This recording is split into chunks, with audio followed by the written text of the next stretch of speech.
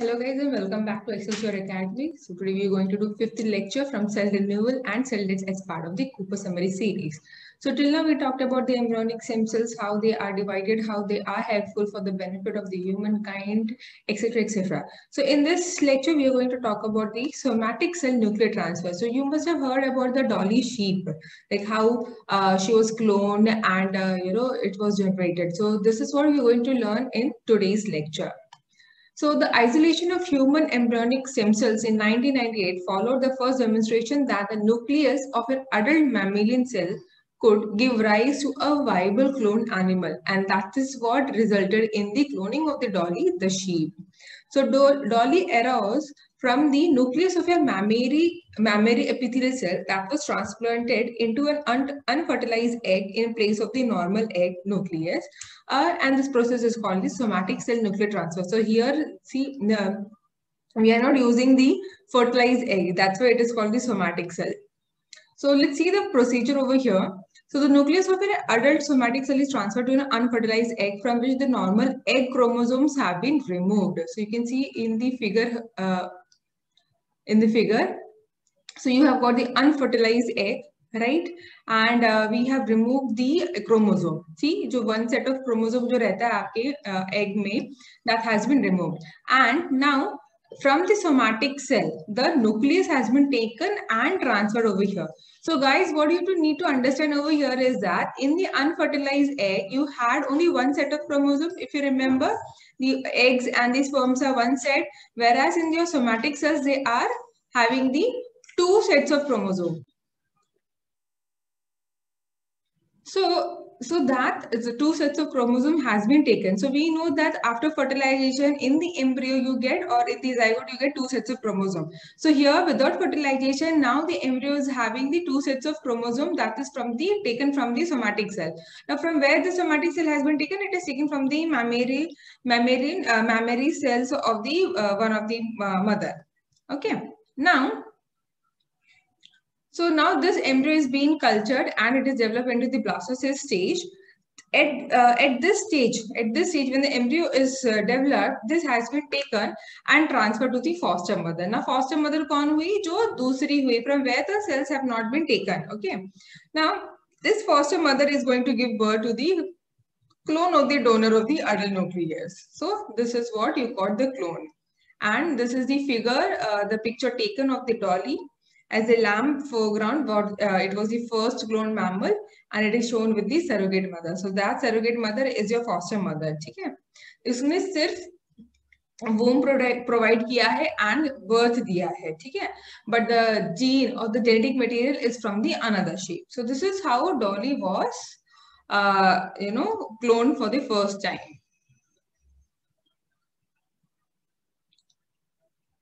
Okay. Now, however, cloning by somatic cell nuclear transfer in mammal remains an extremely inefficient procedure. That is like around 1 to 2% of the embryos only are able to give the live offspring. Guys, you need to see over here that first of all, this was started in 1998, and आज इतना time होने के बावजूद भी we are not still able to get the outcome as good as possible. ठीक है? So moreover, the small number of animals that survive beyond birth often suffer a variety of abnormalities resulting in a limited lifespan. So anyway, this is very understandable because whenever you do something beyond the nature, like you go against the nature and do something, even though it will show the viability, but it is not going to be viable, or it is not going to survive for long, and hence you get the mortality rate high. So this is a video where you can actually see how the somatic cell nucleus is being transferred into the unfertilized egg. This video is prepared by my colleagues Dieter Egli and Kevin Egan. And you see here on the left is what's called a holding pipette, which gently sucks on the egg. The egg is surrounded by a membrane called the zona.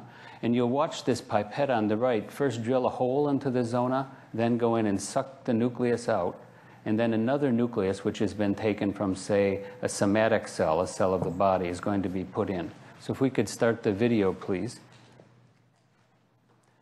You'll see now that this drilling pipette is going to suck drill a little hole into the membrane. You can maybe see a little bit of the hole right here at the next part. This pipette, you'll note, isn't really sharp like a syringe. There you can see a bit of the hole. And now the pipette's going to go in and remove the nucleus. And if you look carefully in the pipette, you'll see a line in the nucleus, which are all the chromosomes lined up. So that nucleus is going to be squirted out now because we don't need it anymore. And there we have an enucleated egg. Now the next step is to take a set of eggs like that, and I'll show you two, and then transfer into them a nucleus from another kind of cell, a fully differentiated somatic cell. So here the enucleated egg is set on the side, that it's held by this holding pipette on the left. There's drilling the little hole in the membrane. Here we go in. Here comes the nucleus from the right. The pipette goes in, and these pipettes are operated with a piezoelectric device. So you can't see it here, but it's like a little jackhammer going very quickly, like a Woody the Woodpecker, getting in there to then squirt the nucleus in. Here we'll see it again, a little hole, and the zona is prepared, and now the nucleus is going to be squirted inside. So there's two examples of what's called somatic cell nuclear transfer. Over here now that how beautifully, like the first cell what they have shown was the unfertilized egg.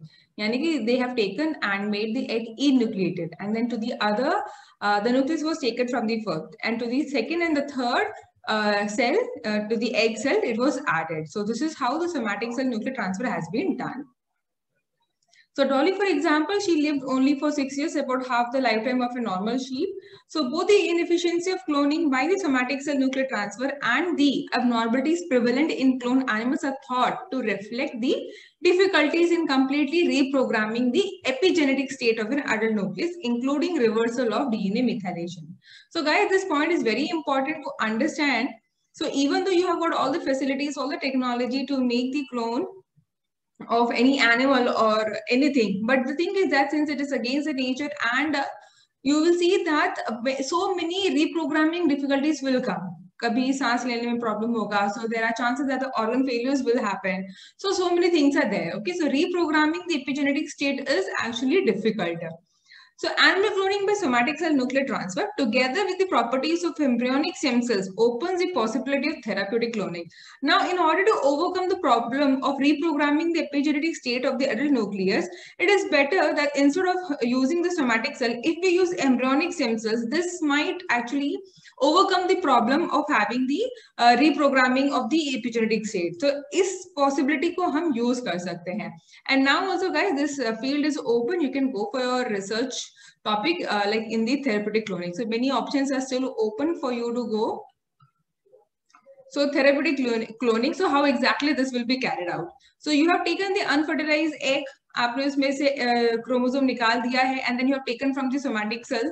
Okay? And the somatic cell is suppose you're going to take from the patient. If you are using for the treatment of a particular patient, then from that patient only you have to take the cell. So somatic cell from the patient has been taken, nucleus is being transferred to the unfertilized egg. Now it is cultured, it reaches the blastocyst age, then the embryo cells are being cultured in the lab. After adding required growth factors, like which is going to induce the differentiation of these embryonic stem cells, the cells are being grown. For example, suppose this patient is having certain neurological disorders. What I'm going to do, I'm going to induce the embryonic stem cells to grow and to form the neuronal cells. Like for example, in this case, they are differentiated to the nerve cells.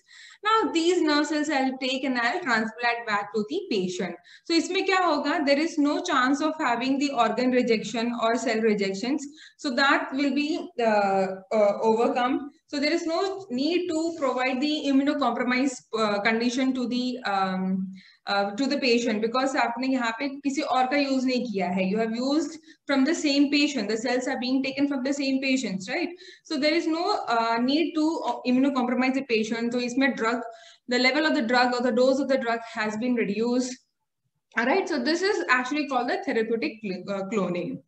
So in this, a nucleus, this is what like just we have discussed now. So let's go through the theory also. A nucleus from an adult human cell would be transferred to the enucleated egg. Guys, this is important to understand, okay? Now, which would then be used to produce an early embryo in culture. Now, here one assignment for you guys.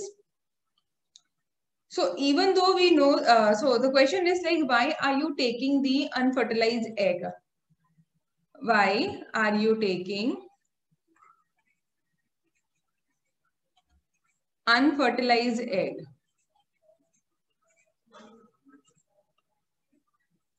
Okay. Can't you use, this is second question, can't you use somatic cell for cloning directly?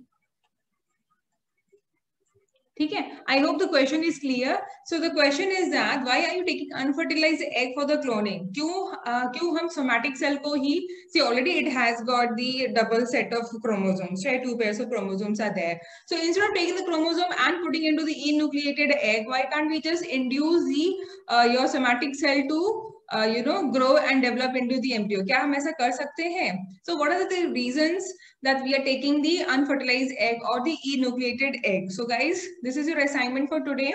Let me know your answer through the comments. If you're not comfortable in commenting in the YouTube, you can also mail me at excelsioracademy1228@gmail.com. Okay. So coming back to the lecture. So embryonic stem cells could then be cultured from the cloned embryo, and then they can be used to generate appropriate types of the differentiated cells. Guys, you need to remember, whenever we want the differentiation of the cells, it depends on the transcription factors or the growth factors we provide in the media for transplantation therapy. Okay, so human embryonic stems will first produced by somatic cell nuclear transfer in 2013, supporting the possibility of this approach. So even though we are able to get the human embryonic stem cells and able to isolate and culture in the lab, the only thing is that till now there is no successful cloning of the human. Like in the buffalo, in the calf and all, they have been done. But till now we haven't got the successful story or the successful rate in the case of the humans. And I really hope that it shouldn't happen also, because ethically I feel that will be wrong, cloning the human. Anyways, so the major advantage provided by the therapeutic cloning is that the embryonic stem cells derived from this procedure, it would be genetically similar to the recipient of the transplant. यानी कि जो donor है वही आपका recipient है इसमें. So there is no chance of rejecting the transplanted tissue or organ. So this provides a general approach for the treatment of the wide variety of disorders for which stem cell transplantation therapy could be applied. However, although some success has been achieved in animal models, major obstacle would need to be overcome before therapeutic cloning, which could be applied to humans. So we need the improvements to overcome the low efficiency of the embryos. Like, first of all, even if you do the somatic cell nuclear transfer, the chances that the embryo will develop is also very less. So if at all it grows, forms the embryo and forms the zygote, then implantation becomes the problem in the uterus of the foster mother.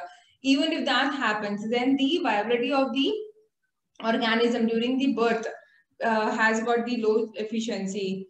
अब ये सब है ठीक है. Then also the fourth problem is that the survival rate is also less for these kinds of cloned animals. In addition, therapeutic cloning by somatic cell nuclear transfer raises ethical concerns, not only with respect to the possibility of using the technology to clone human beings, but also with respect to the destruction of the embryos that serve as the source of embryonic stem cells.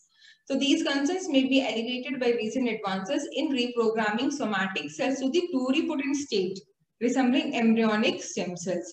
So this is also important, guys. ये आपको समझना होगा कि that using embryonic stem cells is having the ethical concerns rather than using the pluripotent stem cells.